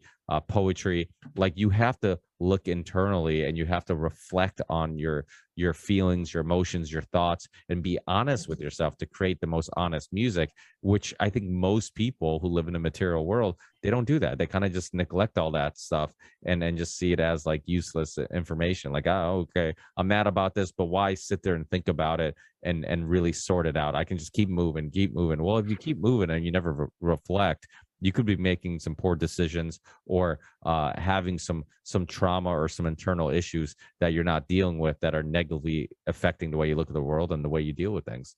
Yeah, 100%, man. Music is a very wonderful, beautiful thing. I mean, you don't need to be told, like, you get it. Yeah, it's just something about getting in tune with it. It's just, there's nothing like it when you're playing that instrument and you're locking in, and it's like got the metronome going, and you play guitar, right? So maybe doing scales or doing chords, and it just seems to shit just comes to you. You know what I mean? Yeah, it sparks the conversation about imagination, right? Like where's this Yeah. creativity Yeah. coming Yeah. from? And are we tapping into something? What, is it just a mixture of different life experiences and influences, and then it just the right chemistry just happens, and next thing something comes to you.